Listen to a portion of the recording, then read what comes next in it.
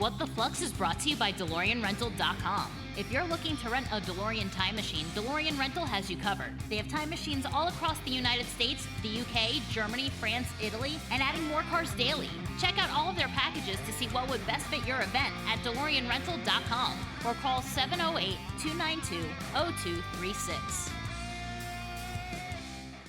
Great Scott! Great Scott! Great Scott! Great Scott! Great Scott! All your questions will be answered. Roll tape. Live from the former Institute of Future Technology in Orlando, Florida, you're listening to What the Flux with your hosts, Anthony Furtado, Todd Henge, Caitlin Larkin, and Eugene Schnee.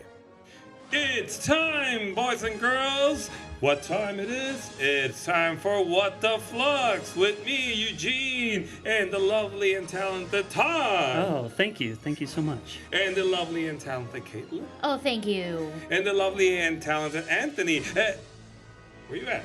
Anthony's working. Oh, Anthony's working? Anthony's working. That's so He's nice still of him. building another time machine, I heard. He's still building another time machine, folks. I think this is the one. This is the one? This is the one. He's gonna make I it. sure hope so, because we miss him terribly. Yeah, if he can build the time machine already and then go back in time and then film all the podcasts, There you with go. us, doing all over.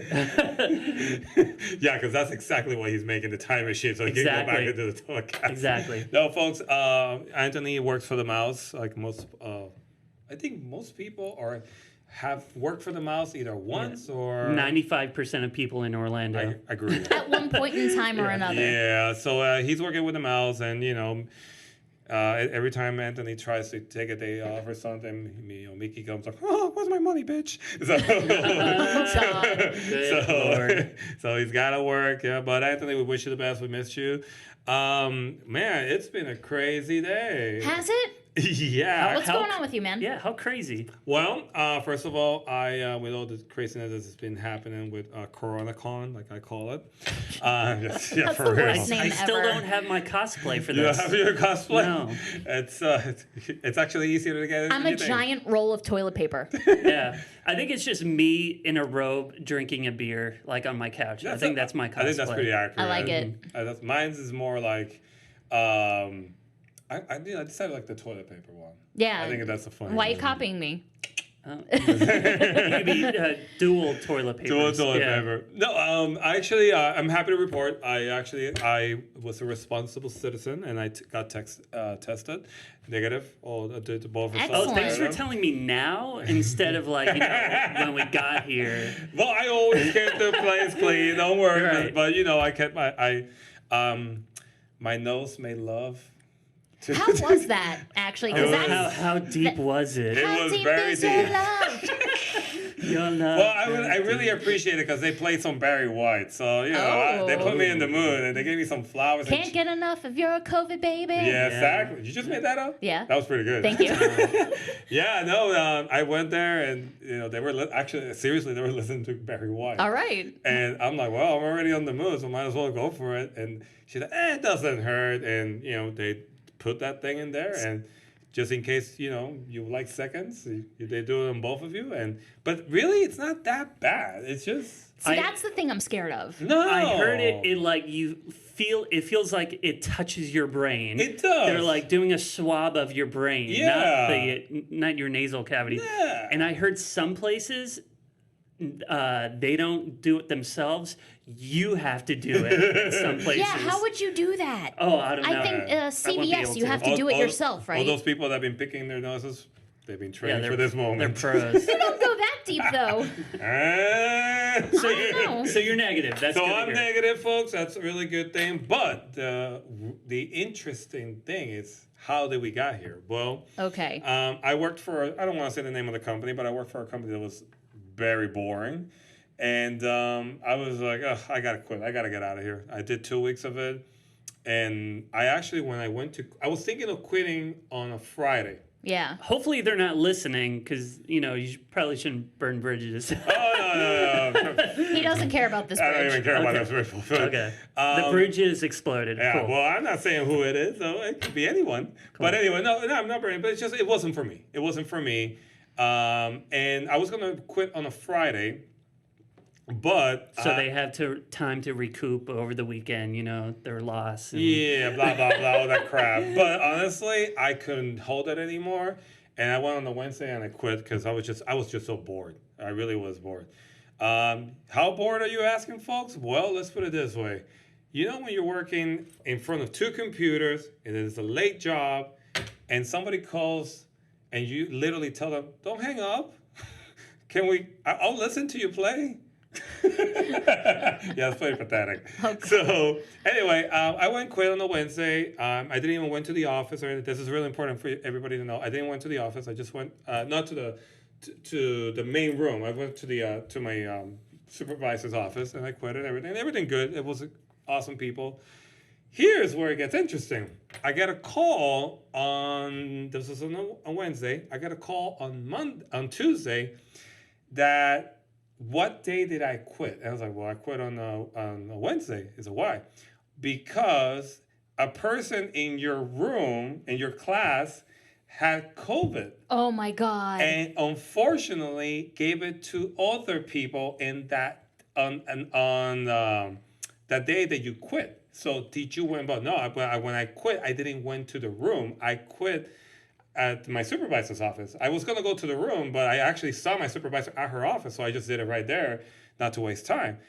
But I was thinking about quitting on Friday, which is crazy. If I would have quit on Friday, most likely I would have gotten it. Out of the 8 people that we were in the same room with that other person, 6 got it. Oh, my God. Yes, it's insane. So obviously, everybody got tested, and I feel so bad because even the trainer got it too.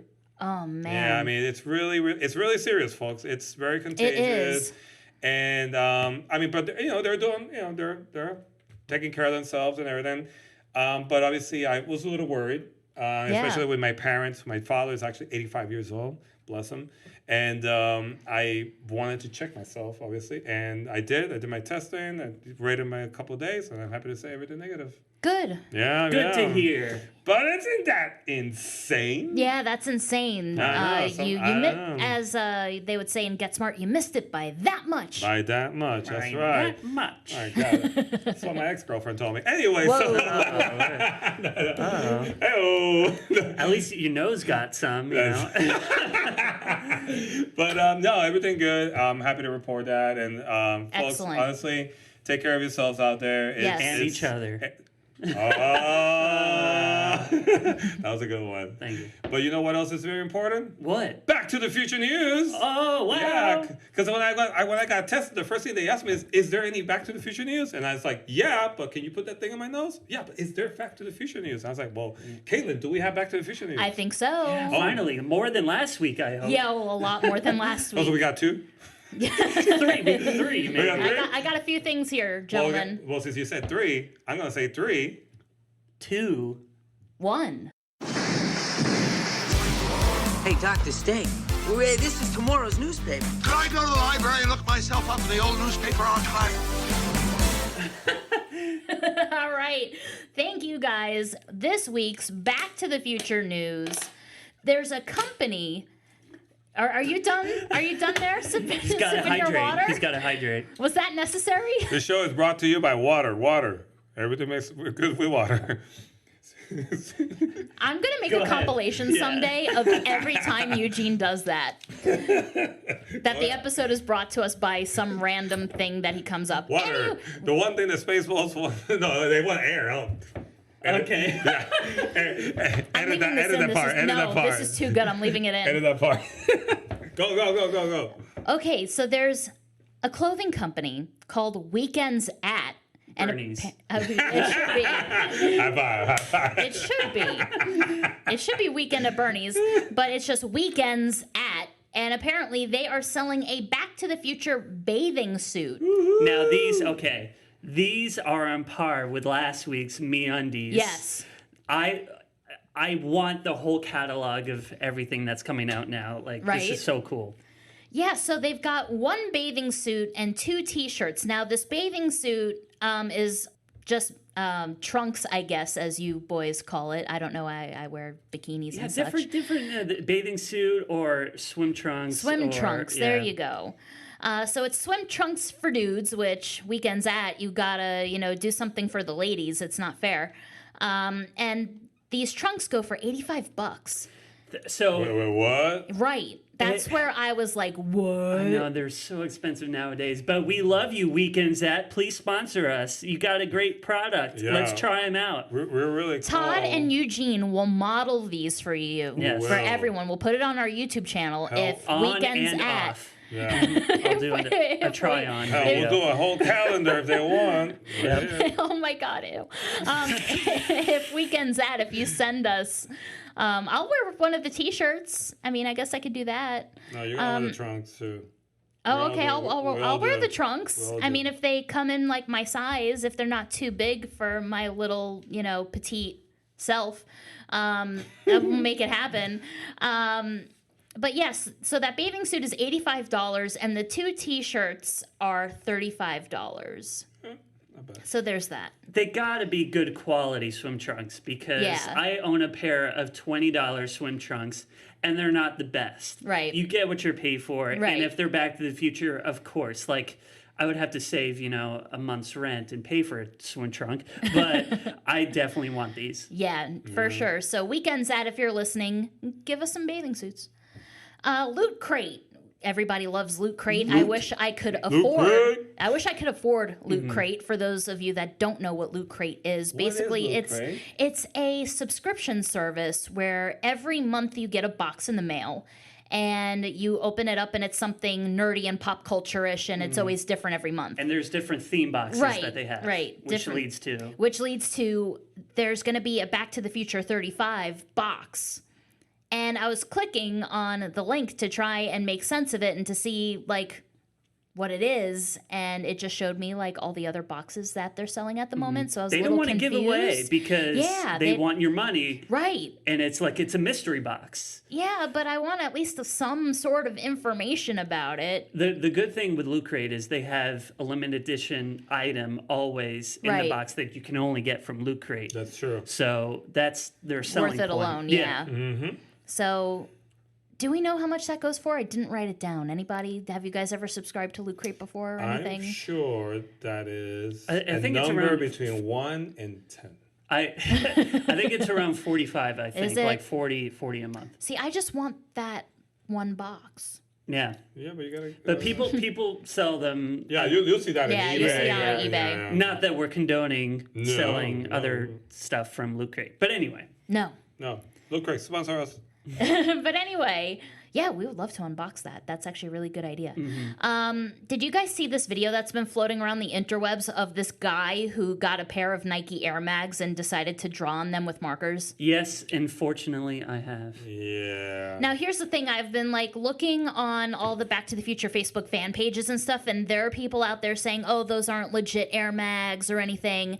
Those are knockoffs, but even the knockoffs are expensive. Oh, yeah. But usually, the OG pair of Nike Air Mags, which came out for the Michael J. Fox Foundation a few years back, those now go for well over $27K. Correct. Those are expensive, God. expensive shoes. $27K? Yeah, Like American dollars? yeah, Damn. I saw the video. yeah. And I'm pretty sure it's the legit ones. Because, Oh my God, that hurts. Yeah.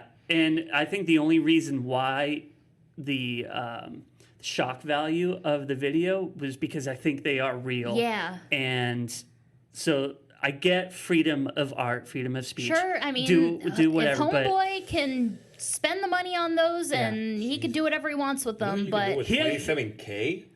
that's a house. Yeah. That's a down Yeah. payment on a house. Yeah. full blown DeLorean, Yeah. anything. Wow.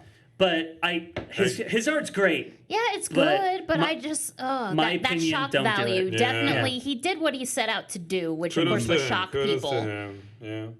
So I mean, we're talking about it, so it worked. Well, let's swipe left. Yes, let's do that because I got good news. Hmm? I finally got my 35th anniversary Funko Pops in the mail. Wow. Yay! Finally, Exciting. they were supposed to come on July 3rd, and they didn't. but I finally got them this week, and I did an unboxing of them, and you can see that on our YouTube channel, and of course on all of our other social media. I posted the link everywhere, but if you haven't seen it, go check it out on our YouTube channel. I unboxed all the new 35th anniversary Funko Pops. Nice. Amazing. Yay. What's it called again? The title of the video? Haha, look what I got. I mean, it could be. No, it's not. It's not. Bill and Patrick Shea, those guys that live in Massachusetts and have the collection of the Back to the Future cars. Mm-hmm. I love Patrick. I actually got to meet him a few years ago at the Celebration car show in Kissimmee. He had the Back to the Future 3 DeLorean there, of course, and so I great. got to see it in person. Apparently, they got the Back to the Future 3 destroyed DeLorean from the end of the movie. And they got all the pieces, and they kind of put it where it's supposed to be. And now They like duct tape it all it's- together. it's a thing. Yeah. The they- picture's cool. Yeah, they posted pictures online, and it's just insane. So to the Shea family, kudos to you guys on that awesome acquisition. Well, they deserve an applause. They do. Yay.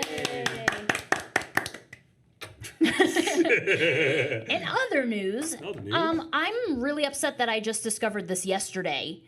But a few months back, we had the pleasure of seeing that Back to the Future 2 TOO fan-made film, where different fans were given specific scenes of Back to the Future 2 to make and recreate, and they were edited together, and it's on YouTube. If you haven't seen it, it's Back to the Future TOO, like also, and it's great. But apparently there's another one that's coming out, but I think it's from different people. I don't think it's the same folks that did this, called Project 85, where they're going to do the first Back to the Future film. And apparently all the parts have already been assigned, and we missed out on it.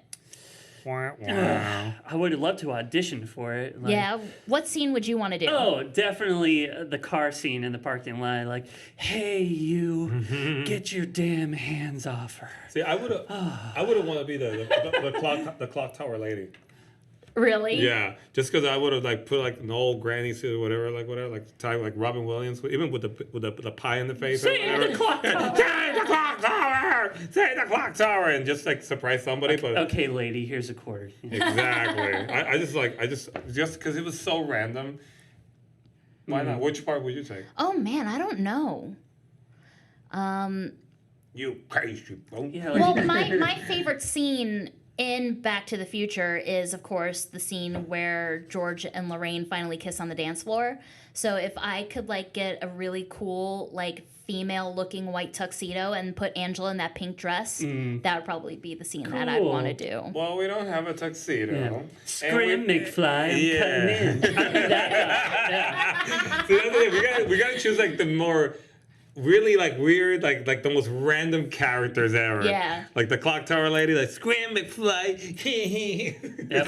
Oh, that's great. There you go. Yeah. Well, and what else we got? So, got two more things.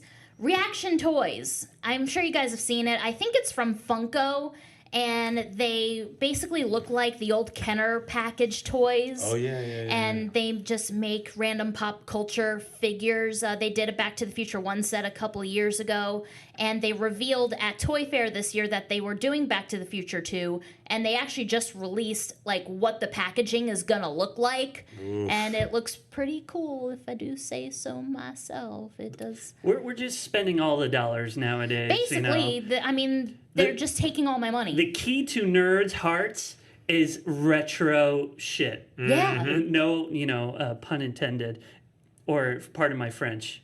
That's what I meant. But no, it's like anything retro. If you slap a Back to the Future decal on a skateboard, I'm gonna buy it. Yeah. You know? No, absolutely. And I want to. I mean, do I that. think anybody that's into like movies and stuff like that, it's just because it's just because this movie means so much to us. It pulls in our And heartstrings. it pulls in our heartstrings and our wallets, and it makes us spend. I mean, It's genius marketing, though. It really is, because it's like, oh, those kids that loved it then are now adults who have jobs and make mone. Yeah. Let's give them what they want. Another special edition Star Wars box set, and you're like, son of a bitch. that's what I always said, that a place like Cafe 80s will make shit bunch of money, because Yep. I mean, if you do it right, Oh yeah. oh yeah, I would That's our next definitely business own- venture, boys. Yeah, I would definitely do I think that. that's what we should do. Cafe 80s stuff. Cafe 80s. Let's Well, open once one. CoronaCon is done, then we can probably talk about that. But, Wouldn't that be so cool? And then we could do live podcasts from the restaurant. yeah. Ooh, yeah. So if anybody out there has a restaurant that needs a podcast, Yeah. Hey. If you know you want and then to. we just keep yelling out, keep pedaling, YouTube! I love it. Yeah. I love it. But to end our first little segment here, we've got a letter. I've got something for you. A letter. from who? Oh, a letter. We just got a did- letter. I Well, wonder who are we it's getting from. kicked out? What do you mean? Like, we got a letter. Yeah. We're getting kicked out? Not like an eviction notice. Oh! See, you can tell what kind of mail Eugene gets. Oh, no. Oh, we mean a fan. Yes, we Oh. got a letter from a gentleman by the name of Ethan. Ethan did not say where he is from. Ethan, no, you don't. Sorry. That's And good. let me just see what Ethan has to say here. Well, then go ahead then. Hello, I just wanted to say I enjoy listening to the podcast and the banter. Aw, he likes our banter. Quit banter, That's yeah. good. That's good. That's good. And thanks to your interviews, I've purchased the books from Cassine and Brad. Although Nice. I will have to wait for the almanac. I will purchase that also. I've included pictures of my wife and I on our honeymoon in Orlando during the middle of July 2006.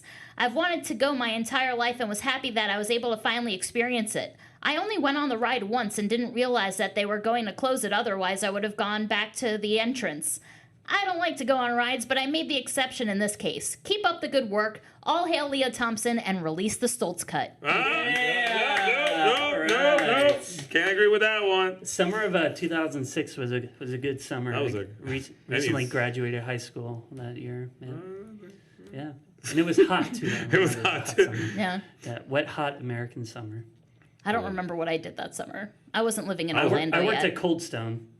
I was working at Fulton Disney. I was actually I was- at Disney already. I was working at J.C. Penney. Look at Oh my that. God, that was my first job. JC Penney, good lord. There's a sale of pennies. This is still a penny. Hey, you got to do what you got to do in Port St. Lucie. There's nothing going on. I was actually at Disney already. Yeah, it was in 2006. I was working at Disney. 50, 52 now? I don't even know. That's when you fast forward, you just stop counting. I think it was the 2005. summer of It 69. was the summer of 69. All right, I'm going to shut up because I can't remember. Man, I'm pretty Todd's full sure. of puns today. I got him, You got baby. him. I'm on a roll. Well, Ethan, thank you so much for your letter. Man, we strove a nerve with that the Eric Stoltz cut thing. We did. But Ethan, you are the official, the honorary, the most important person right now because, you know, what is he? He's the What the Flux best friend of the week! What the Flux best friend of the week? Yes, folks, we're still waiting on the damn stickers. It's coming. I promise it's coming. Everybody's got to be like, yeah, No, right. everyone just suspects that you're a liar. No. I have never lied in my life except now. But no. No, folks. It's. I mean, it's like, you know, we said last show, like everything we do, we put it out of our own pocket Yes. and everything. And it's been a little tough, but we're getting there. But I promise you, folks, everybody, we will be sending these. You have my word. If I know if I knew a Boy Scout, I would say that kid's word of honor or something, like whatever. Scouts honor. Scouts honor. Yes, There you and, go. and be prepared. Be- For all you fellow scouts out there. I thought it was like, wait a minute, that's enough for Scar. Like, be prepared. Yeah. Yes. Scouts motto. Yeah, but we appreciate the patience. We appreciate the patience. We're going to be sending all these. I mean, we literally have. I mean, do you know Christopher Lloyd keeps calling me every day? Every day, where's my sticker? Where's my sticker? I'm like, dude, I don't have him yet. You gotta wait. First, we gotta take care of all our peeps. Then we gotta take care of the people that would matter the most. Well, you just did a movie or two or whatever, you know. And then after all of that, if there's any left, then I'll send you one. And you know what he said? What'd he say? He's like, great Scott, and he's gonna be the judge and everything like that. He's gonna go Judge Doom on your ass? He's gonna go Judge Doom on my ass. Dude, I wouldn't take too lightly on that. Yeah, that scared me as a That's child. fucking scary as hell. Yeah. Well, I ain't scared of no ghosts, and I'm scared of no judge. Well, speaking of not being scared by ghosts. Good segue. You like that? You like that? That was amazing. Speaking of not being scared by ghosts, and I love that Todd is actually wearing his Ghostbusters shirt today. And you know what? I almost did today. I almost wore my Ghostbusters 2 shirt in honor of our special guest host this week. Who is it? Well, you may know him from the podcast Yes, Have Some. Yes, Have Some. I always have to do it when I hear it. Along with his wife Abigail and his buddy Jake, he's actually the inspiration behind what gave me the idea to do this podcast, to be completely honest. But we'll probably get into that when we get him on the line. Right now, please welcome Craig Goldberg.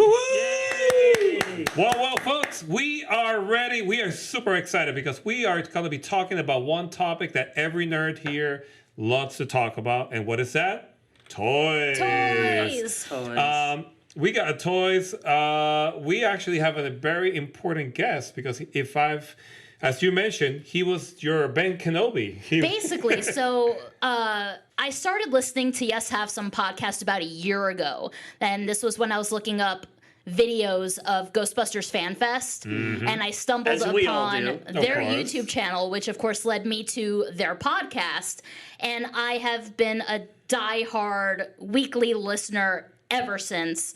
And it was in February when I was listening to their podcast one day, and I went, why isn't there a Back to the Future, like, focused podcast? Because you guys talk about, Back to the Future and then some, but I was just like, this is it. But it was because I was listening to Yes Have Some. Look at that. And we ended up with that. Now we're talking to your mentor, right? And now we're talking to Craig. Like, you always listen to a podcast and you go, man, I want to be friends with those people so bad. And that was me a year ago. I was like, man, I want to be friends with Craig, Abby, and Jake, and I want to go to Comic-Cons together and stress out about stuff and give away fuck bucks. And well, guess what? Now we're here. Now we're doing it. Now we're here. That was quite an intro. So first of all, I have to say thank you. It's great to meet everybody. I'm so happy that you guys are doing a podcast and sticking with it and committing to it. The people always ask me what's the hardest part about podcasting, and I think people usually assume it's something technical, but the absolute hardest part is doing it. Just sitting down and doing it on a weekly basis and committing to it, and you guys are doing that, and it's great and it's fun. And Back to the Future is the best. And Caitlin, I appreciate you're part of our community. Yeah. Our Yes Have Some group therapy on Facebook, and now I get to be part of your community. It's all good. I love it. Yeah, awesome. It's such a pleasure to have you here. And like I said, you guys are such a huge inspiration to me to start this, and now our worlds are coming together. It's great. It's just are we crossing the streams? We are crossing the streams. That's what's happening. Well, folks, we have an amazing topic to talk about today because as we all talk about toys, we talk about what we wish we had. Todd, what was your favorite toy when you were growing up? I guess it would have to be my Nintendo 64. Can go wrong with that. I burned it into the ground playing it so much, like GoldenEye and whatnot. But I liked my G.I. Joes. I liked, my action figures and whatnot. What about you, Caitlin? So the first toys I think I remember collecting back in the day was when The Lion King came out. I had to have everything Lion King then. And slowly, as I became obsessed with other things, I had to go out and buy toys and memorabilia and all that stuff. But when I was 13, I started collecting Pez dispensers. And that was the first time that if I was going out anywhere and I saw a Pez dispenser or anything with the Pez logo on it, I had to have it. And so kind of building from there, and then whatever music I'm into, TV shows, movies, just I have so much shit in my house, it's unbelievable. Well, me being an 80s kid, obviously it was all about Transformers. I mean, having those cool Transformers. I mean, you had you had a car that could transform into a robot. How badass is that for a kid? I mean, that was incredible. Whatever. You and your Transformers, geez. Listen, I'm pretty sure that out of 10 people are Transformers fans. No, dude. Yes, I think the cheese stands alone here. You know what? Let's just agree that I'm right. Anyway, so, No. but yeah, the Transformers definitely was something that I was really into. I mean, God, Thundercats. Woof. Those were good toys too. Yeah. But what about our special guest of honor? What was your favorite toy growing up? So, obviously, Ghostbusters is always number one, near and dear to my heart. I was born in '84, so I was about 3 years old when the Ghostbusters line, the real Ghostbusters figures, started coming out. So, my early childhood memories are all Ghostbusters, Teenage Mutant Ninja Turtles. I was not a big. I kind of missed the boat on Star Wars, G.I. Joe, Masters of the Universe, Transformers. Those are properties I've kind of rediscovered as I've gotten older. But besides those two, I mean, I was always a collector. And it's funny that we're talking about this today because a lot of the time it was, I had the Police Academy figures. And I had Wow. My brother had those. Because back in the, you got to remember back in the 80s, every animated series and literally every movie had a toy line, even if it was a rated R movie. So RoboCop had toys, Demolition Man, and Terminator. So Even the Toxic Avenger. Do you remember that? Oh yeah, and those are great toys. I mean, you're talking about hard R rated or NC-17 rated, horror movies that are getting animated series and toy lines. So it was just kind of a different time. I'd say a better time, but I think I miss those days. I'm nostalgic for that. But I did a lot of fantasizing. So Back to the Future specifically, it's probably my it's basically tied with Ghostbusters as my all-time favorite movie, and it's definitely my all-time favorite trilogy. So, but we never had those toys growing up. There was never proper action figures, and that was always a bummer. I remember. It was funny that you mentioned Lion King because I remember specifically, I don't know why I remember this. I remember going to MGM Studios when I was probably 6 or 7, maybe 8. And it was when Aladdin was really popular. And I remember all the Aladdin figures being everywhere. And I didn't really know anything about Aladdin at the time, but I just remember being like, I want these. I need these toys. So to me, I'm always diving into the toys first before sometimes I even know the things they're based on. Well, that's sometimes with record collectors when people see an awesome album cover and they have no idea what the band is. That's true. 100%. 100%. Yeah. But Craig, I have one question that I ask all of our special guests that I forgot to ask you at the very beginning. But can you share your Back to the Future love story? What made you fall in love with the movies? So, I mean, my parents both always loved movies, so I was kind of given an education in early 80s comedies very young. Probably, some would say too young. I definitely was watching, Stripes at 3 years old. What? I have the same problem. My parents did that too. Oh, yeah. I remember watching Airplane for the first time. I was probably 3 or 4. Definitely not a movie, jokes that, I didn't get. But maybe a movie I shouldn't be watching But yeah, well, I totally get what you're saying. Yeah, and especially, because I loved Ghostbusters so much, if Bill Murray was in it, I was watching it as a kid. So, but Back to the Future, I mean, obviously it came out in '85. Once it hit VHS, we owned it. And I mean, I don't remember a time in my life where I wasn't watching Back to the Future on a regular basis. Wow. And I mean, there's a funny, I don't know where it is, but there's an old home video of me where I'm probably 4 years old. I just gotten out of the bathtub. I'm not wearing anything except for a towel on my head.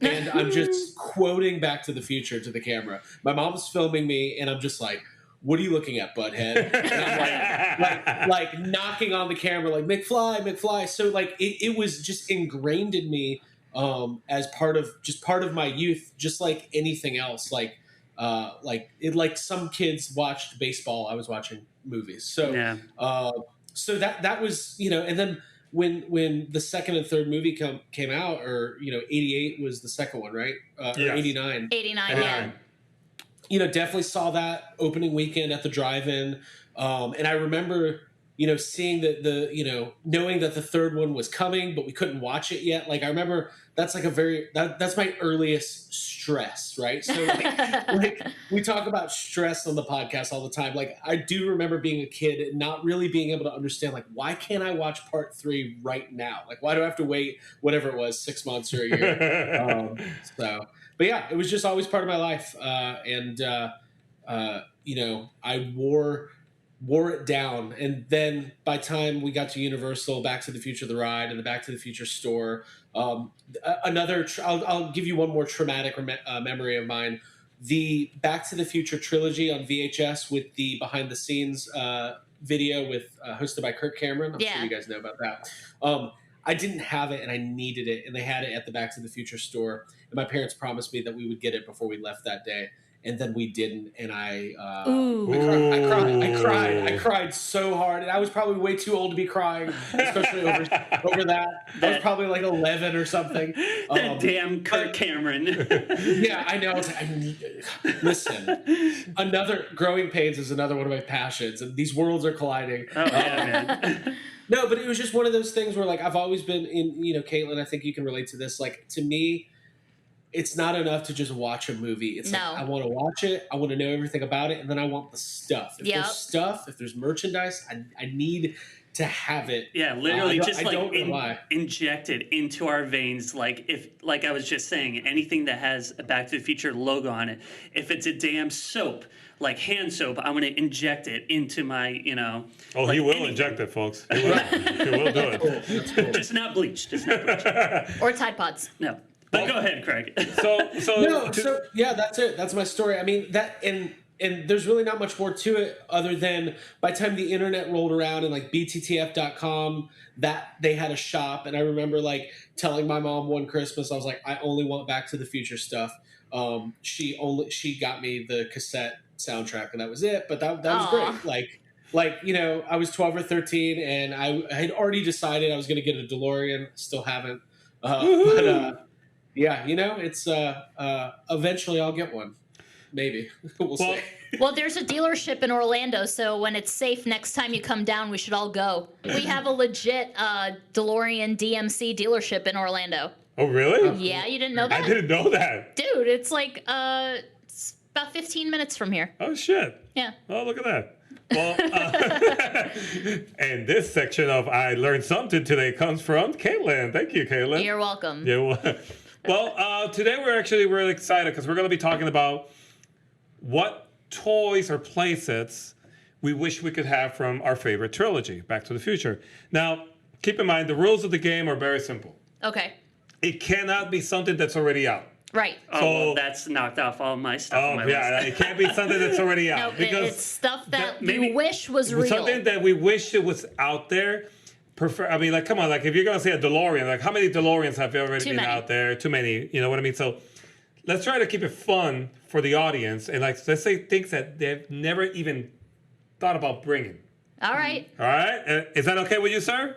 That is perfectly fine with me. All right. Before we go into it, I actually have a nice, interesting poll here. Okay. They were actually saying, what are the 10 top toys in place of all time? Oh, okay. I actually found this very interesting. I'm not going to go into the whole list, whatever, but the top 5 are, believe it or not, obviously, no shock here, Star Wars. Okay. No shock there. Believe it or not, Super Soakers. Really? Oh, yeah. Yeah, I mean, I'm like, oh. Every kid had them. Yeah, I mean, I did. Transformers. See, Caitlin. You're the only person who cares. Yeah, whatever. A little bit. I like Transformers. G.I. Joe, not surprised there. Yeah. Especially since they had the most amazing playset known to man, the aircraft carrier USS Flagg. Oh my yeah. God. Oh my God. You know what I'm talking about, Greg? Yeah, I dream about it every night. I don't know. I've seen it in person a couple times. It's insane. I'm not a big GI Joe collector. I had some of that stuff as a kid. It's very expensive, but honestly, where do you put it? Where do you put a 7-foot aircraft carrier? 7-foot carrier. I'm pretty sure I saw it at a convention, and it just blew my mind. I mean, this was the toy that if a kid had it in your neighborhood, you had to be friends with that kid. I think I would compare that with the Millennium Falcon. Correct. The original. That's a good one. Right. What I like about the USS Flag is that it kind of acts as a display, so you can put all the airplanes or the airplanes. I sound like a child. All the jets. That's right. Jets more manlier. Yes. You put all the airplanes on there, and all your figures. It kind of like is its own display shelf, which is very cool. That is very true. And I'll let you guys guess. What do you think was number one? The number one toy. Like ever. Ever of all times. It's gotta be Barbie, right? Yeah. Actually, no. Barbie was number 6. Really? Mm-hmm. Legos? Is it Legos? Yeah, Legos. Legos. Yeah, all right. Legos was number 1. Good job. So we're going to be talking about today. I just thought it was a really interesting list. That is a good list. Good on you. Thank you. I did good. Where's my treat? So today we're going to be talking about this now. Since we're all sophisticated. It's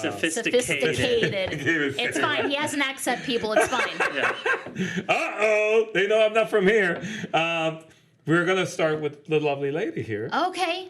All right. So the one that I got in my brain right away was that I would love an Enchantment Under the Sea play set. Okay. Mm-hmm. But the thing is, so I would want Reaction Toys or whatever company, I guess it's Funko does them, to make that play set, because you have a regular Marty, and then they're coming out with the Back to the Future 2 Marty with the leather jacket and the red shirt. Oh. So you could play Back to the Future 1, or you could play Back to the Future 2. You're such a dork. I love it. That was the first thing I thought of. I was like, man, I would love that. All right, that's cool. That's cool. What about you, Craig? What do you think?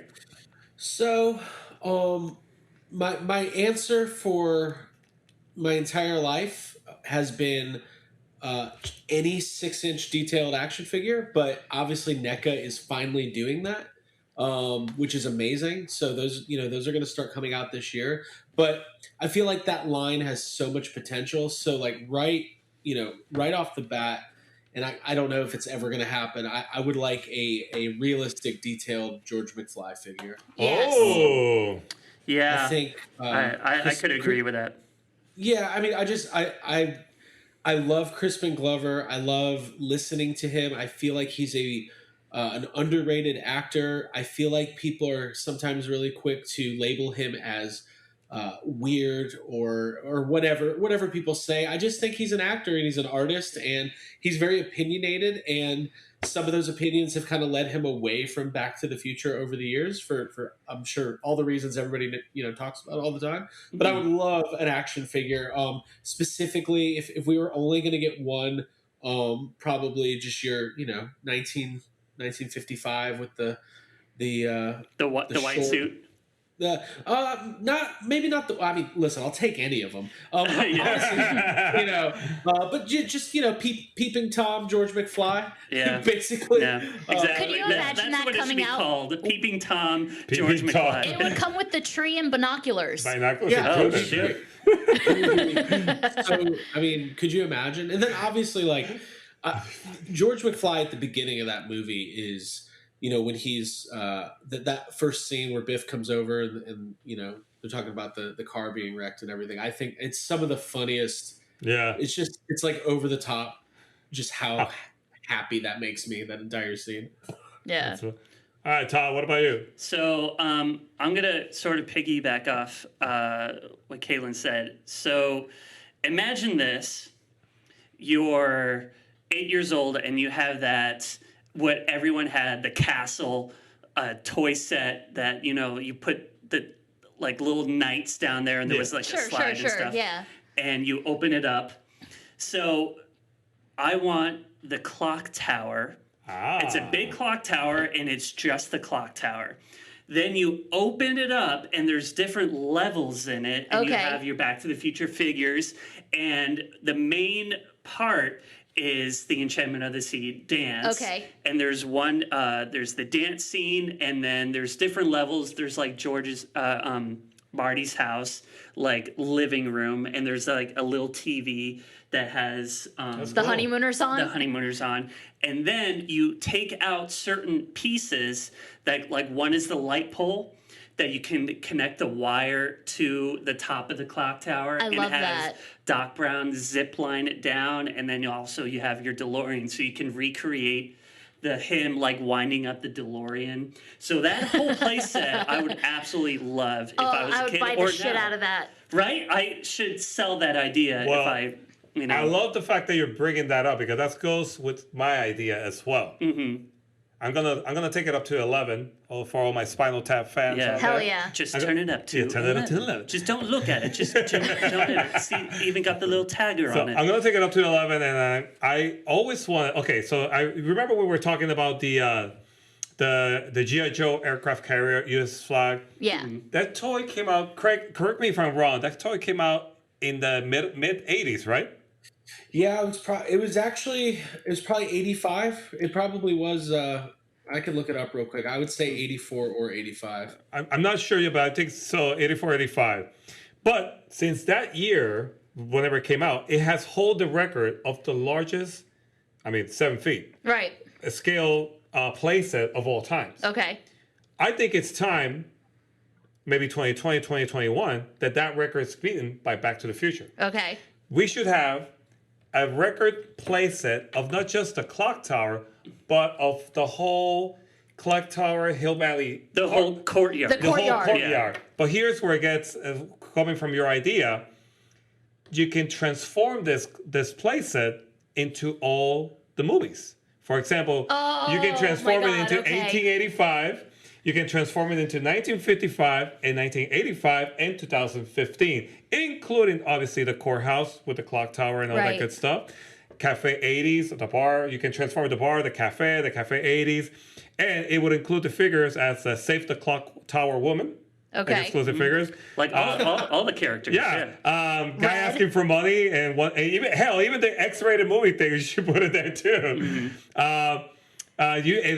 But instead of that, for example, but what would be cool about it is that, for example, you have the lady Save the Clock Tower, but then you can transform it or change it into the guy asking for money that wanted to put money on the Cubbies.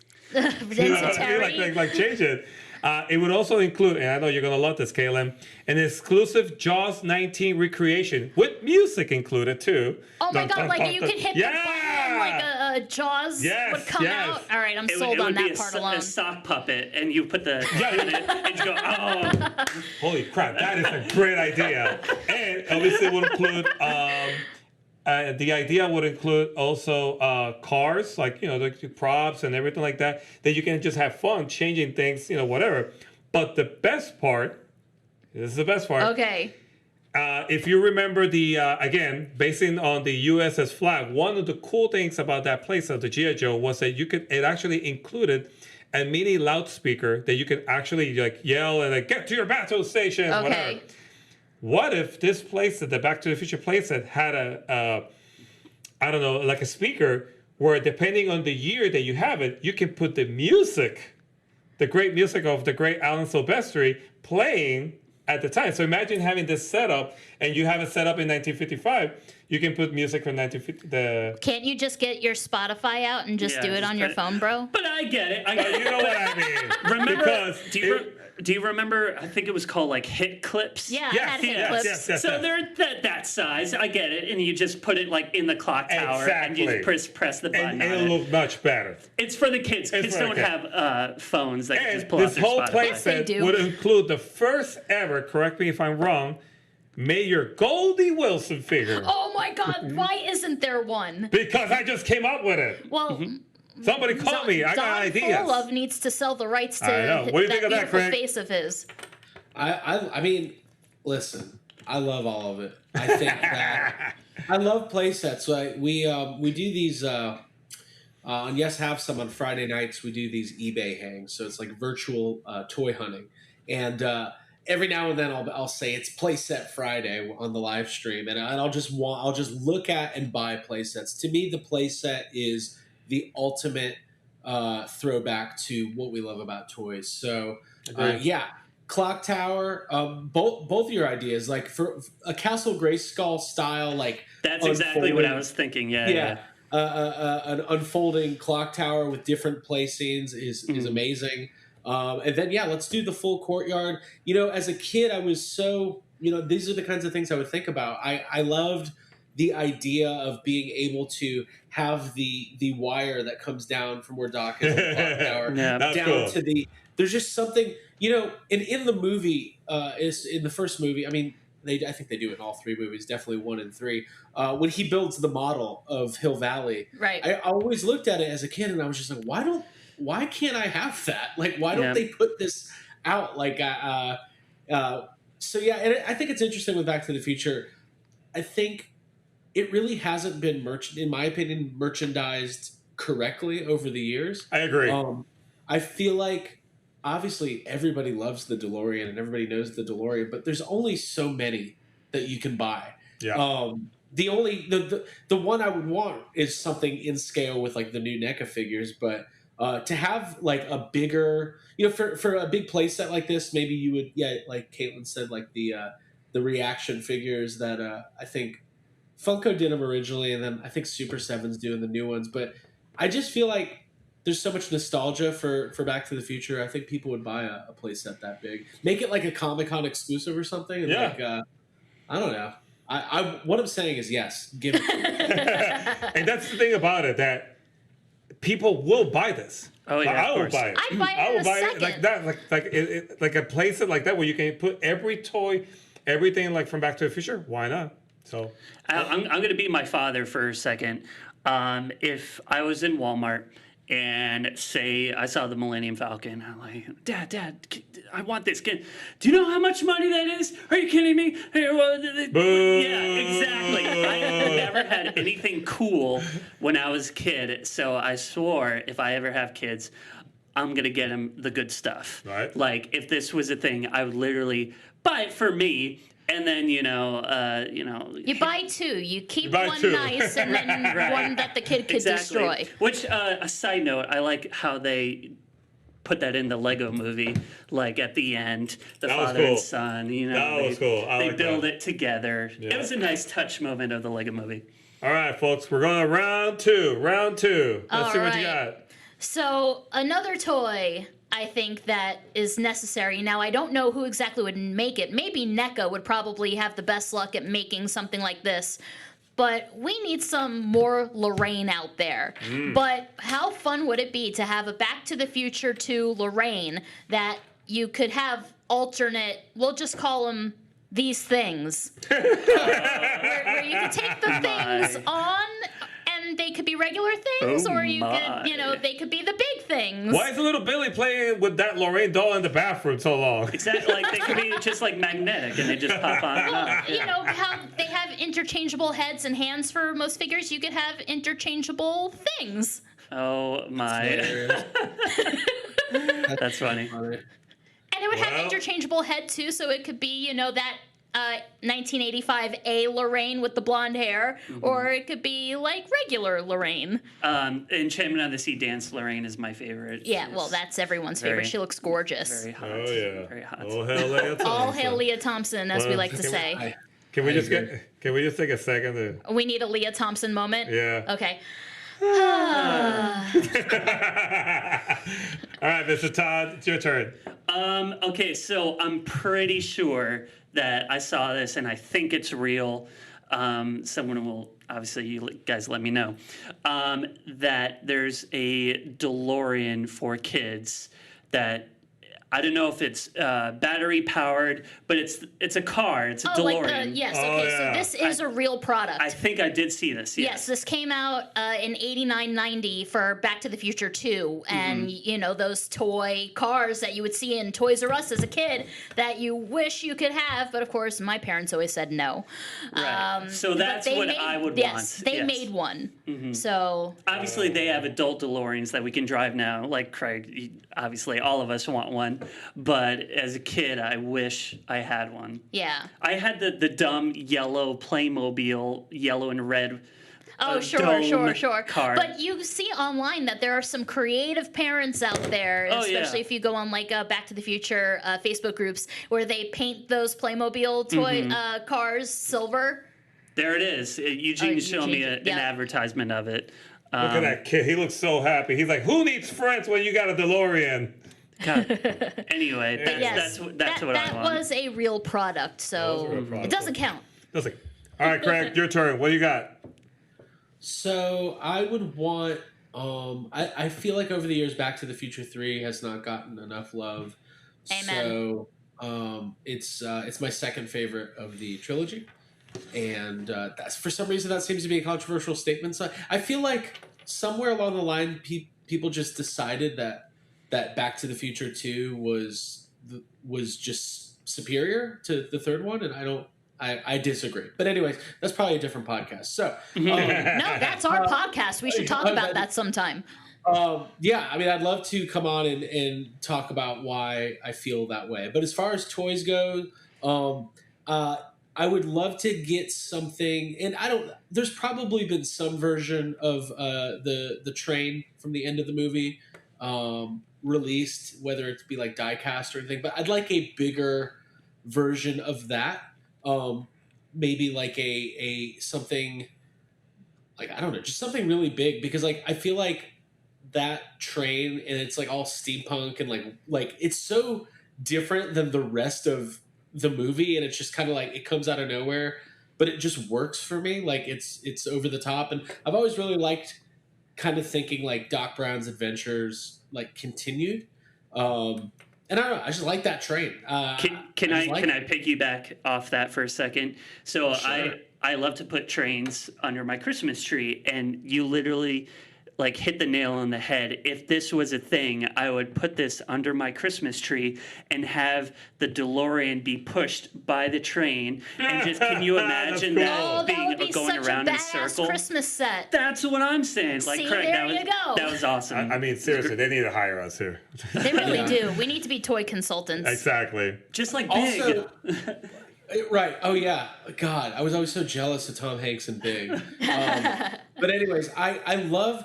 I feel like there's one thing I love about the entire trilogy is there's so many good like one-off side characters that maybe are like in one scene, but like to me, I wish there was like one of my favorite guys is the guy when Marty and Doc go to see they're talking to like the train conductor to see if it would be possible to get the train up to 90. That guy's hilarious to me for some reason. Like when he's just like when he explains to them, he's like, well, if we got the fire hot enough, like all that stuff, like I'm like, give me a figure of that guy. I mean, if you got it like hotter than the blaze, hell, yeah, I can see it going up there. Yeah. That's good. The guy. I want that guy. All right. So for my turn, I wanted to go a little different here. We talk about the DeLorean. We talked about the train. But we forget about the most, actually, in my opinion, it's actually even a more beautiful car than the DeLorean. Not iconic. Biff's car? Oh, yes. Yeah. The 1946 Ford Super Deluxe. Oof. That is a sexy car. I mean, it is. Look, let's be honest. Biff was an asshole. Yeah. But god damn, that car was sexy as hell. I feel bad for the car. It gets shit so much so many times. I know, it so really much does. So that Hot Wheels came out with one that has shit on it. Manure. Yeah. This is a family show. No, it's not. So my idea was, what if we could get the Ford Super Deluxe from Biff, but have it transformed, like you know that they just released the DeLorean Transformer. Right. Every hero needs his villain. So why don't you make the 1946 Ford Super Deluxe into a Transformers as well, and you can have them both fighting.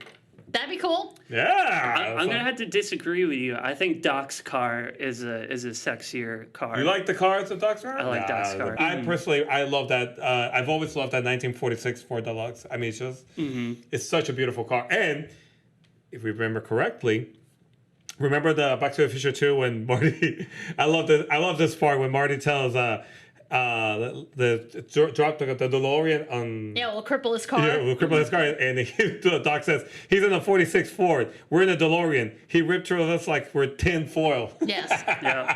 I love that. Yeah, the DeLorean is not a great car. It literally, it's not. But... someone could sit on it. And although the only good DeLorean cars are from our sponsors. DeLoreanRental.com. Damn right, because DeLorean Rentals, they know about DeLoreans, and they will make sure that your DeLorean, it's not gonna rip through a tin foil. There you go. There you go. That works. All right, that's how you do it, kids. Oh, okay. All right, next one. My turn? All right. So I would like to see Funko make a set. Now, sometimes they'll do like 2-packs. Like I have a Wayne and Garth 2-pack, and the one, another one I really want is Jan Brady and George Glass, which is basically just Jan Brady in a box by herself. Pretty much. Wait, hold on. Is that real? Yes, it was a Comic-Con exclusive. Oh my God. It's amazing. When does the Brady Bunch movie podcast start? Because that's one of my all-time favorite movies. Can we do it? Oh boy! We'll call it Sunshine Day. I literally. So here's a fun fact. This is way off topic. So I don't know if a lot of people know this fact. There is a grouping of movies that came out in the early '90s that are very, to me, like the best of early '90s cinema. Okay, I consider the Brady Bunch movie, Tommy Boy, Coneheads, Wayne's World. Like, these are all movies that were so special to me. And I never knew this, but all of those movies were written by the same people. It was a couple, Bonnie and Terry Turner. Oh. They did that 70s show. Yeah, they went on to do that 70s show, I believe, and then Third Rock from the Sun. And they were, I don't know if they were like sketch performers, but they ended up writing for SNL. They were a married couple, and they're from Georgia. They're actually from Stockbridge, which is the town I grew up in. And I just think it's so funny to me because as a kid, I always kind of related all of those movies. Like the Brady Bunch movie just kind of felt like Wayne's World to me, but I didn't know why. And it's funny when you grow up and you look back and then you go, oh, they were written and produced by the same people. So anyways, major side turn there. I love the Brady Bunch movie. We watch it. I do too. Every 2 weeks. The wife and I like to send each other gifts from the Brady Bunch movie via text message. There was one time we had an entire conversation in Brady Bunch movie gifts. So there's That's amazing. That's so amazing. That's so amazing. Sorry to derail. Oh, but. that is A-okay. But anyway, I was talking about... That's like couples goals right there. Yeah, it is. Funko 2-packs, and I would love to see one with Seamus and Maggie McFly. Oh. And maybe you would have like a little baby William in it. That's... Okay, I love that. And then you push Baby William and it just pees. There you go. And if you don't like the toy, can you trade it for a hat? Yes. Well, the hat should pop on and off. That'd be funny. Yeah. Well, Funko just, they stay still, but... If it was a different kind. Yeah, if it was a different toy company, that'd be fun.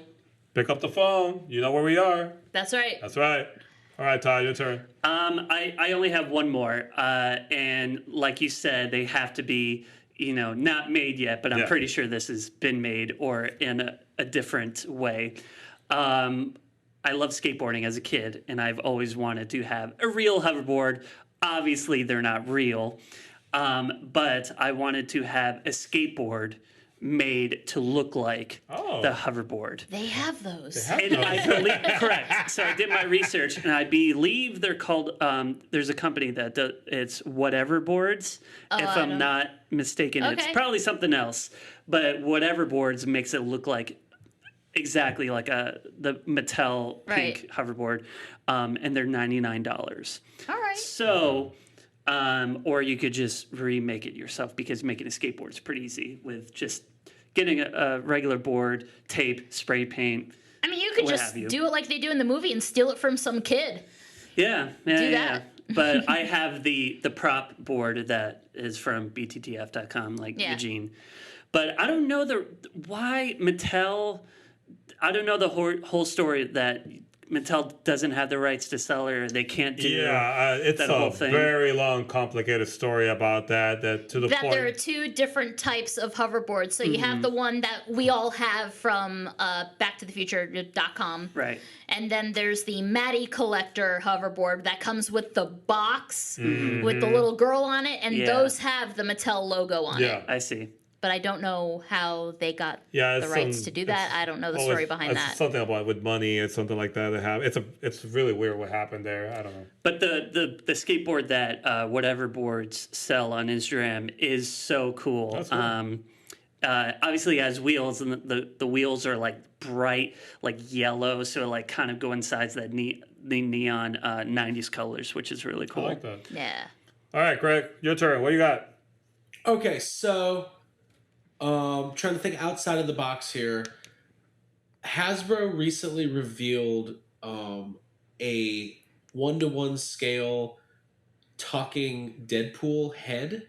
It's just his head, like his whole head and face, and he talks and says phrases. I want that, but Doc Brown. Yes. Oh my god. That would be scary, though. It would be insanely scary to have like Doc Brown's face emoting, like wide-eyed, like yelling at you as you walk by. But another phrase that we've kind of coined that Abigail, my wife and my podcasting partner, she's coined this phrase on our show, which is "I'm sick of not having it." So it's like I just made this up 30 seconds ago, and I'm so sick of it not being in my house. Like I need it. So, can I one up you on that one? If it was like an Alexa, like, hey Doc, what's like ask him like questions like, you know, like hey Doc, what do you think of you know, hamburgers? And like, oh god damn it, Marty, I love hamburgers. I just want to have them right now. You know? Like it should be like connected to like your Hey Google or Alexa. That's an awesome idea. I think to make it not scary, I think Doc needs to be wearing the goggles that, you know, right, the like, 2015 goggles. Yeah, I just want the doctor to go woo, to scream. All right. Oh man. So I got one that I'm surprised nobody has talked about. All right.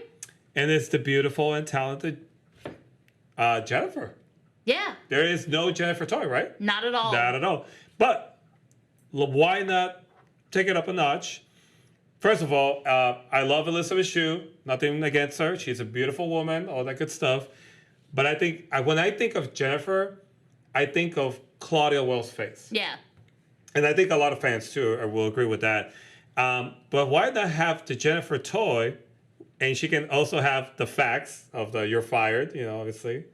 And then she can have the paper with a kiss, which we've had that. But the good thing is, Jennifer will come with an exclusive 1985 Toyota truck. Okay. Boy, is that hot. She will come literally with the 1985 Toyota truck. So that way you can have Jennifer, and then Marty can go. And they can actually finally go camping. Mm-hmm. And then they put the sleeping bags in the back. What if it was like a Jennifer? This would be the Elizabeth Shue version, though. It's almost like Elf on a Shelf. You just leave her out on the porch. Oh my god, that's great! Like, and just see what happens. By the way, I'm sure you guys have talked about it, but some of the logic in Back to the Future is insane. But I always laugh that they kind of back themselves into a corner by having Jennifer go to the future with them, and the way they get out of it, it's like, well, we'll just kind of basically digitally roofie her, and then we'll kind of knock her out, make sure she's not awake for part of the movie, and then we'll just leave her on the porch, and she'll be fine when we get back. Well, The Bobs always said that they really regret having Claudia Wells in that end scene because, of course, they had no idea they were ever going to make sequels, but they really regret having Claudia Wells in that end scene where, Marty, you got to come back with me, because that just ruined everything. Yeah. And Claudia Wells is great in that movie. Yeah, she really is. And Elizabeth Shue's also really, like, and from what I understand, like it was just like she had to leave for like personal reasons, so it wasn't like a weird thing or whatever. But you know, I always, even though I've seen these movies hundreds of times, whenever I watch one straight into two, it's always a little bit jarring where you're like, oh yeah, it's a little bit different now. Yeah. I said this last week. I wish that Marty said, wow, you look a little different. Yeah. It's the time travel. That would have been a really good way to explain it. Like, he comes back and his parents are rich and they play tennis, and for some reason everybody still lives at home. That's fine. And you know, George is an author and his girlfriend now looks like what he originally wanted her to look. It could have been a different girlfriend, like, oh, I'm you know, or Ashley. it just could have been that, you know, since it's Jennifer Parker, maybe, you know, since she has the same last name, maybe she just has a different mother. Like, that would have been cool. There you go. That works too. That's a whole other topic, though. That's a whole other topic. You got any more? Yeah, I do. I have one more. Okay, I got one more too. Excellent. So I actually can't take full credit for this one because I was on my couch this morning thinking, I'm like, man, I need more ideas for toys. And Angela actually gave me this one. So thanks, hon. But you know how Barbie comes up with those little anniversary sets where they'll have like special edition Barbies like the Munsters. They have Herman and Lily, and then they have the Addams Family. They have, you know, Morticia and Gomez. Mm-hmm. There should be a George and Lorraine Enchantment Under the Sea Barbie set. Mm-hmm. Yeah, like Ken and Barbie. Exactly. Barbie. But yeah, dressed that's actually not a bad idea. George and Lorraine.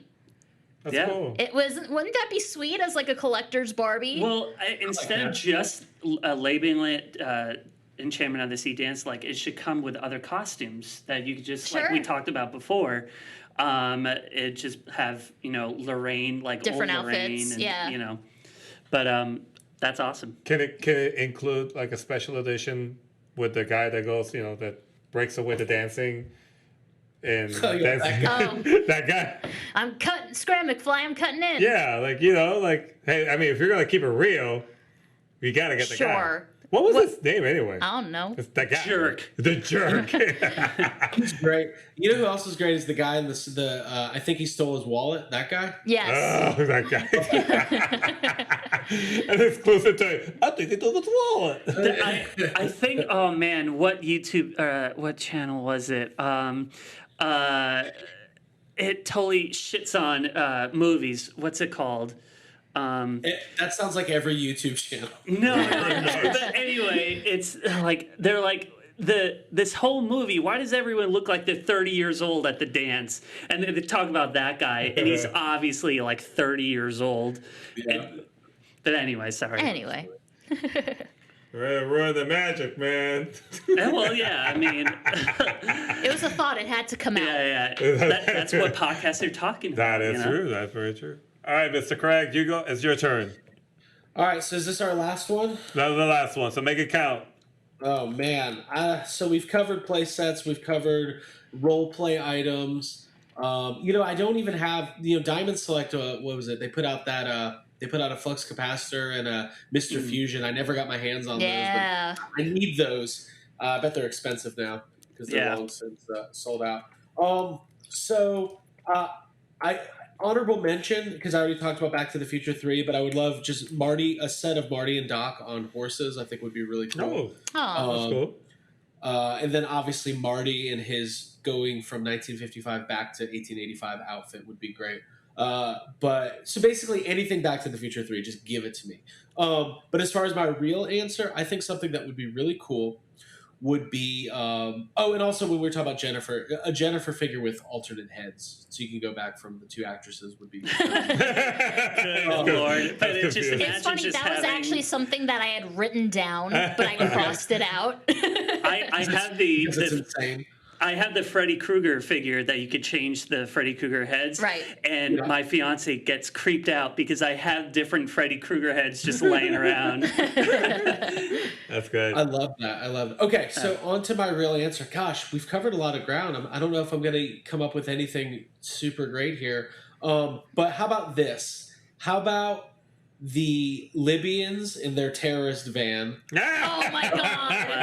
And but it comes with an exclusive Doc Brown figure with with his shots included. Yeah, it's with bullet holes all over. I don't know. Oh my god, that's so morbid, but I want it. And then you can press the button in the back, and he says, "I don't know how they found me, but they found me." Yeah. That would be great. That's a great idea. Yeah. I've always wondered about that because he always says, "I don't know how they found me." I know how they found him. Yeah, the damn truck. The truck has his name on it. Yeah, the whole truck has his name on it. I'm like, I mean, Marty does see them going in downtown Hill Valley, going towards. Was that when they got out of the X-rated film? Well, yeah. I mean, after he crashes into the Assembly of Christ. I don't think Doc Brown, he's genius, but like even in Back to the Future 3, when he finds out that he's going to die on Monday, and he's like, now I wish I would have paid Tannen. Like, why at that point didn't he go, let me go talk to him. Let me go just pay him, and I'll give him double what I owe, and then he'll calm down. Because then there wouldn't be a movie. Yeah. And there would be a movie. Then the movie would just be, it would be 20 years of Marty and Doc waiting on gasoline to be invented. That would be the movie. So yeah, the Libyan van is what I'm going to go with. Okay. All right. Cool. That's a good one. My last one, just because I love their looks and I loved. I think they're just a cool group. It's the Griff's gang from Back to the Future Part 2 in 2015. Cool. Obviously, hoverboards included. Nice. And just to have them all like just together. How cool would that look in your collection? Having Griff with the whole and Griff, of course, has to have the bat. Yeah. And all of them together, and just your friends come over, they're like, "Oh my god, that's amazing!" And you go, not yet. You grab and you press the button, and click, click, click. It sounds like the sound of the chicken. Yeah, of course. And the girl can go action mode and grab the crutch. Oh my god. I don't know. I just think their looks were so cool. We did actually a show back before that. We're talking about the clothes, the fashion, and I've always liked that steampunk look that they have, and I think that will be really cool just to have them all pose with their hoverboards and everything like that. You mean cyberpunk? Yeah, I'm sorry, cyberpunk. Yeah, they just have them all pose like that in your collection. That will just look epic. Yeah, that would be neat. Yeah, and they could actually all hook on. And the catch is that it would have to be sometimes when you buy figures and they have little parts of other figures, so you have to buy the whole collection so that you create a new figure. Yeah. You should have the different hoverboards and they have to hook on. Well, I was going to add to that because you're right. Like they do with the Marvel figures that you can add you buy a figure and has a leg or an arm. Etc. Guess what figure you will make? What would you make? Duh, Biff, old Biff, including the cane. Including the cane. It has the special mode saying when you press in the back, say hi to your mom for me. Oh, well, let's say hi to your grandma when it's Say hi to your grandma for me in this case. Yeah. So, but yeah, that's and an honorable mention I will say is and then I gotta go with Craig on this one. We don't have enough Back to the Future 3 toys or anything like that, especially. What the hell's wrong with the train? Like you have, I think Lego did a train set once, but it was more like it wasn't approved or something like that. I have no idea. It says actually, it's out there, and it looks really cool. But why not just why not have the train, but have it transform that you can also fly with it when it flies. Mm-hmm. Oh yeah, it could just open up, and then you see Doc Brown's Jules Verne, steampunk, and it has to include Doc Brown, Clara, obviously, and the two kids, and extra points if you can make the kid kind of do the pee-pee dance. Yeah, have him I'm sold. I'm sold. They're not going to sell. Take my money they're right not going now. to sell a kid figure pointing out his crotch. Well, they should, because they got to keep it accurate. And that's my 2 cents right there. All right, there you go. There you go, folks. What? I mean, obviously, this is all wishful thinking, folks, but definitely let us know in our write to us at.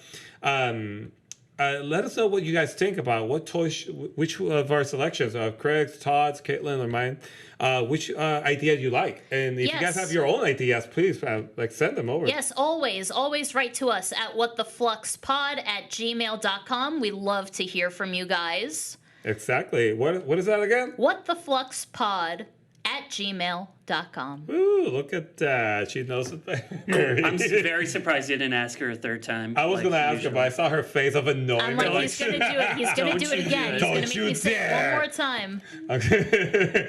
So I'm like, But we want to thank so much our special host today, Mr. Craig Goldberg. Yay! Hey, I appreciate you guys having me. I think what you guys are doing is great. Ton of fun. Love talking about toys. Love talking about all this Back to the Future stuff. And I mean, it's just really cool because NECA's already announced 3 or 4 of their Ultimate figures. There's going to be more. And then the Batman, what am I saying? The Back to the Future animated series figures and DeLorean. It's a really cool time to be a Back to the Future fan. And one thing I do know is that at some point in our lifetime, there will be new Back to the Future media, whether it's more movies or comics or video games or TV shows or something. The only way that they can keep a franchise alive is by having new stuff to back it. And I think that's great because I'm not one of those people. I adore the Back to the Future trilogy, but I also think that there's ways to continue it, and merchandising is one of them. So I love it. I absolutely love it, and I appreciate you guys having me. Well, in the words of the famous movie Spaceballs, merchandise, where the real money comes in. Exactly. Craig, one quick question. I'm just really curious. I would like to hear your opinion on this. Obviously, you're a big Ghostbusters fan. What is your opinion on the new movie was supposed to come out now, but it was supposed to be out, but it got pushed back. Obviously, But the thing is, dude, see, these guys are noobs. I'm the only one who listens to the podcast. So they need to go and listen to Have Some podcast. Craig's opinion, what he thinks about. Well, I'm glad I wore my Ghostbusters what is shirt your today. opinion on the new movie coming out? And are you excited? Are you? Yeah. So I'm thrilled. I think Ghostbusters is a very interesting property, and it's very similar to Back to the Future in the sense that it's a product of its time. It's very much rooted in the 80s, but it has a big fan. It's got a hardcore fan base, but it also has a very big casual fan base. So it's not as big as Star Wars. It's not as big as Star Trek, but everybody knows Ghostbusters. Everybody loves Ghostbusters. So I think this is the best way to do a third movie at this point. Obviously, it would have been really cool if they had a third movie 15 or 20 years ago with the entire original cast. That would have been great, but that didn't happen. And then we had Ghostbusters Answer the Call, which it's not everybody's cup of tea, but has kind of developed its own little cult fan base within the Ghostbusters community. And in a lot of ways, if that movie didn't come out and happen the way it did, we probably wouldn't be where we are now. And what we have now with Jason Reitman being, obviously his dad is Ivan Reitman. That's the obvious part, but he's just an incredible filmmaker. Like, all of his movies are great. He directed Juno and Up in the Air and Tully and all of these really more like indie style films. So for him to tackle a property like Ghostbusters, he's going to inject all the familiar elements, but also just the really good filmmaking elements and the really great writing. And I think it's going to be a new take on Ghostbusters. I don't think it's going to be. I think there's going to be people who maybe don't understand. Like, this is a different approach. Like, this is not going to be the original Ghostbusters running around New York City busting ghosts. It's everybody's seen the trailer. It takes place in Oklahoma in kind of more of a rural setting, and is about this family, which is more than likely the family of Egon Spengler, and they've done a really good job of keeping things secret. So as a fan, and as somebody who wants to see the franchise continue and be opened up to a new generation, I think everything they've done so far has been spectacular. I really like the casting. Finn Wolfhard's great. Carrie Coon is an awesome actress. Everybody knows who listens to our podcast that Gone Girl is one of my favorite movies of all time, and she's great in Gone Girl. So shout out to Gone. Where's the Gone Girl podcast?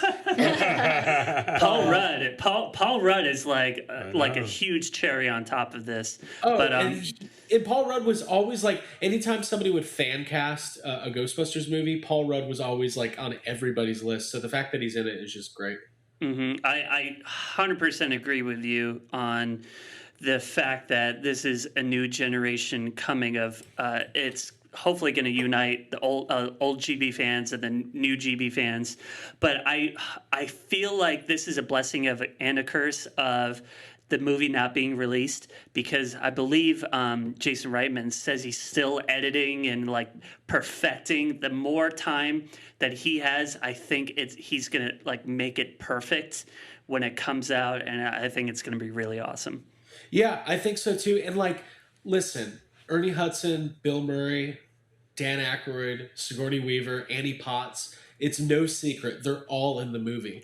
And Ernie Hudson multiple times in the last couple of weeks has been like, he's said the words to suit up with the original guys. So the fact that we're getting legitimately 70-year-old versions of the Ghostbusters in 2021 now, it's not something any of us ever thought we would see. And it's something Ghostbusters fans have wanted for, like, one thing is majority of Ghostbusters fans have been pushing for a reunion or a third movie. Oh, of course. For a very long time. It's literally like, give us what we want, and I think they're going to deliver. And Back to the Future is a little bit different because I think it's a little bit. There's a lot of people who feel it's a perfect trilogy. Don't mess with it, and I get that as well. That's a long-winded way of saying I'm thrilled and I'm excited, and it does suck that it's delayed. But literally every single thing I was planning on doing this year has been canceled. So just add another one to the list. We're supposed to be leaving for San Diego Comic-Con like tomorrow, but we did get to go to Toy Fair this year, which was great. But since then, everything's been kind of on lockdown. So we'll at some point the world will return to business as usual, and then we will have conventions and movies and everything else.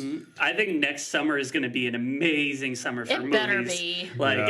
It's just going to unleash all the movies next summer. It's going to be great. I definitely agree with you, Craig, in the sense of like the fans have been wanting that Ghostbusters movie forever.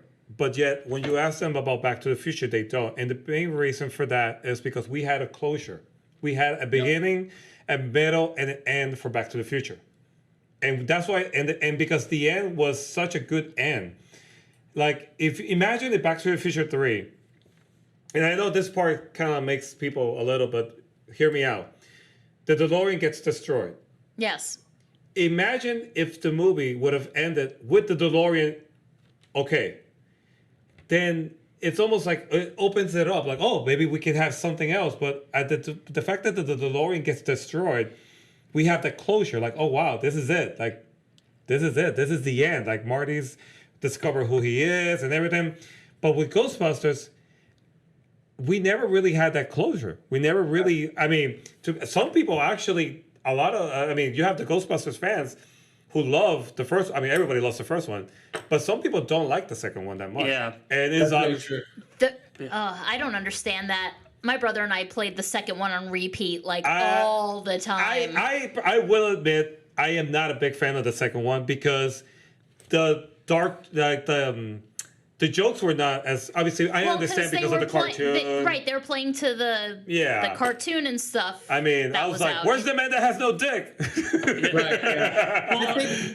I think the thing is like also, Back to the Future, you're kind of on this journey with Marty McFly, and like you just said, it's kind of a coming of age, tale, and kind of learning about who you are and what makes you tick, and how you're not going to be which bullied by is other people. so funny that only the span is what, like a week and a half. Yeah, it's only a couple days. Yeah. But Ghostbusters is more of a that's an open world. Like the characters you're introduced to, those are the characters. Like there's no Peter Venkman doesn't learn anything about himself as he goes. But I think that just the world of paranormal exterminators, there's just a lot that you can explore with it. And there's a lot of ways you can go. And I think forever, people have always been like, you could show all the other franchises and other cities and all this stuff. And we're finally getting this sequel. And it's funny because it's a family-driven coming-of-age story. So I have a feeling this is going to be a pretty emotional movie. Obviously, Harold Ramis not being there, but still his character playing a part in the movie. I think this is going to harken back to more of an Amblin, E.T., Close Encounters of the Third Kind of vibe. Than a Ghostbusters 2 kind of silly romp vibe. So I agree. No, I'm so excited. I think because Stranger Things literally like put 80s nostalgia back on the map, having like watching something that like you said, Amblin, like having those old Ghostbuster E.T. feelings, like Steven Spielberg feelings. I think obviously Finn Wolfhard is going to be in it, but it's going to have that Stranger Things feel of, man, this is like what we wanted this whole time. Yeah. And I think it's going to be great. I think it's going to be Ghostbusters meets Super 8 meets Contact. That's what I think it's going to be. I have a very strong feeling that's what it's going to be. So, but I also think it's going to be very funny because you've got funny people in there. So, I mean, at the end, obviously, when the movie comes out, we'll definitely be running to the theaters and all that good stuff. But one thing we can definitely agree is that when that tribute to Harold Ramis comes out, tears are going to be coming out, man. Oh, yeah. I'm going to roll like a baby. Yeah. I mean, when you lose somebody who's important to you, and like, obviously we're all kind of people who like pop culture is everything to us. And these are our heroes. It's going to be quite emotional. I'm not going to lie. When I watched that trailer for the first time, I basically was like a mess. Oh yeah. When the sheet pulls over and you see the ecto, and it's like, I was like, I took a deep breath. I was like, oh my God. Nostalgia is so powerful, and it almost, listen, I haven't done the studies, but I imagine that it accesses some of the same parts of your brain as like, I don't know, drugs, whatever drugs do to make you feel good. Yeah. Like all the endorphins. Yeah, all the endorphins are being released, and all the because look, we're all just trying. Like none of us, our generation, I assume we're all around the same age bracket. Like we're just kind of refusing to grow up, and it's funny when I think about my parents when they were 30, and like they just seemed like adults who kind of just had their life together. And I'm like, I'm 37, and I'm like, my biggest stress is the toys are overflowing. Yeah. What am I gonna do? But listen, I love it. But I really appreciate you guys having me. This has been a lot of fun. Well, Awesome. we're so glad that you were able to come on and join us, and we hope to have you back again sometime. That's really. Hey, Craig, where can they find you? Where can everybody find you? Yeah, so you can find Yes Have Some podcasts on all of your normal podcast outlets, iTunes, Spotify. We do put up our episodes on YouTube. Our YouTube channel also has a lot of just general toy content. I've been doing interviews lately, so I had Pixel Dan on the other day, and just other toy personalities. We love talking toys, so we have a lot of fun on YouTube. You can follow us on Instagram and Twitter at YHS Podcast. And then, like I mentioned earlier, we have a Facebook group, which I think is one of the best Facebook groups on Facebook because I absolutely agree. We encourage intelligent discussion, and we do not allow memes. So it's really funny too because people take it really personally sometimes. Like, hey, memes are great and they have a place, but just not here. So and every now and then someone will be like, I know we're not supposed to post memes, but it's just like, nope, It's gone. And it's not. We kind of made like a fun joke out of all of that, but we really do like encourage like good, heartfelt, thoughtful discourse about these topics that we love, and we don't put up with any kind of drama or any kind of bullshit. No, it's my absolute favorite. I love the content that is on that page so much. Well, shoot, I'm going to have to get on it. I just did. I just became a member right now. I mean, the funny thing is, I'm accepting people. I'm accepting Eugene. There's a lot of people. I know there's people in group therapy who don't listen to the show. There's people I know there's people on our podcast who have no idea or on Instagram who don't even know we have a podcast. So I always tell people the podcast is kind of the central hub, but we kind of have branched out and we're doing all sorts of stuff. But more than anything, we all have this common love and this common bond over all sorts of stuff. Like I got really into Masters of the Universe over the last couple months, and I never would have without being egged on and encouraged to check it out by complete strangers who I've met because of the podcast. So yeah, it's all good. Awesome. That's awesome, man. I'm actually watching pictures right now of your in Facebook, and dude, you look like the guy from Game of Thrones, the bearded guy. Yeah. The red hair guy. Yeah, the red hair guy. I get that. Yeah, I get that a lot. I used to get Charlie Day a little bit, and I don't know if maybe it's just my personality. Sometimes people remember Charlie Day, but yeah, I'll take that. That guy's pretty cool. It's and I love Game of Thrones. Actually, Jake, our co-host, he called me literally at 2 a.m. the other night. We had a 45-minute conversation about the Game of Thrones finale out of nowhere. Like, haven't thought about it since it happened, but it's that's what it's all about. It's way more fun to talk about this stuff than anything else happening in the world. and on that note, that's right there. That's what life is all about. Talking about good stuff, having good time with friends, and long live Back to the Future and long live Ghostbusters. Yes. Thank you so much, Craig. Craig Goldberg, folks. He's amazing. He's cool. And if you want to see more of Craig, just go to Game of Thrones. You'll see him there kicking ass. And we'll hopefully, we should do another episode of this. No, we absolutely need to. We should do it. No, I think we should do that discussion that, about Back to the Future 3, even though, we've done stuff about Back to the Future 3, but why people shit on it. That would be a fun topic. That would be really cool. And we also should talk about the next topic. Why isn't there a toy of I think he took his wallet guy. Oh, God. Thank you, Craig. Have a good one. Thanks, Craig. Thank you, Craig. Bye. Wow, that was a lot. That was amazing. That was amazing. That was epic. Chock full of nerd nuggets, I like to call it. Nerd nuggets. Oh my God. Okay, Todd, I need you to design like one of those old 90s chicken McNuggets. Of course. The cartoony ones they had that come in the Happy Meal, and just like nerd nuggets, like with glasses with tape around the eyes. I'm writing that down right now. I love that. I want Todd's nerd nugget. Yeah. That sounds dirty right there, folks. You took it to a whole other level, man. Yes, it was sweet you and did. innocent. This is a family show, damn it. Well, what a great show we had. What a great show. And folks, we want to say thank you to everyone. Thank you, Caitlin. Thank you, Eugene. Thank you, Todd. Hey, thanks, everyone. Always a pleasure. And we wanted to give a special shout out to Craig Goldberg, and we wanted to give a special shout out to Todd's Nuggets.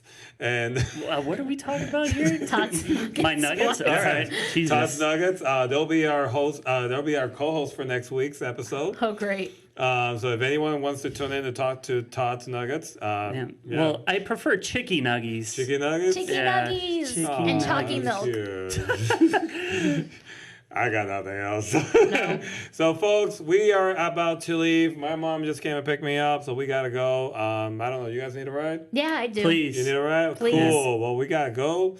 We got to, everybody stay safe out there. Yes, please. Stay safe out there. Folks, I know we're all going through rough times, but there's always Back to the Future. That's right. There is always Back to the Future. And if you get tired of Back to the Future, which you shouldn't if you're listening to this, Nope. there's also Ghostbusters. Mm-hmm. Yeah, there's always nerd nugget movies you can pop yes. I alternate between the two Is franchises. it true that if you say Nerd Nuggets 3 times, you get a wish or something like that? You close your eyes in the bathroom, and then a 6-piece nuggets appears on the counter. Yeah. Well, we gotta go. Well, folks, that's everybody's duty right now. Go to the bathroom. Take a big duty, and then and you go look at the mirror, and you gotta turn the lights off, right? Yes. And you gotta say "nerd nuggets" 3 times, and the 6th thing of nuggets will come out. Mm-hmm. Or a scary hamburglar would pop out. What about Grimace?